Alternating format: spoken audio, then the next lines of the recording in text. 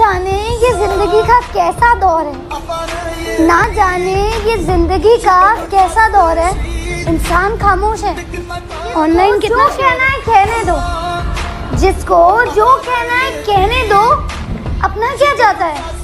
वक्त वक्त की बात है, वक्त सबका। जो कुछ भी हो मंजूर होना चाहिए, जंग हो या इश्क हो भरपूर होना चाहिए। अक्ल जितनी छोटी होगी जुबान उतनी लंबी होगी, क्योंकि वो कहते हैं ना कि बर्तन शोर वही करता है जो खाली होता है। सच कहूँ तो लंबा धागा और लंबी जुबान अक्सर उलझ जाती है, सो धागा लपेट कर और जुबान समेट कर रखे।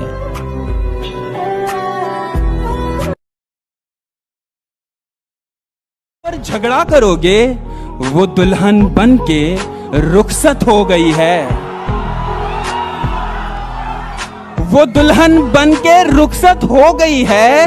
कहां तक कार से घबराए पहले तुम ही थे, हमारी मोहब्बत में शर्माए पहले तुम ही थे, और ये माना कि तुझे बाहों में पहले मैंने भरा था, पर मेरे होठों के पास आए। छोड़ने वाला था उसको, वो उस दिन सबसे प्यारी लग रही थी।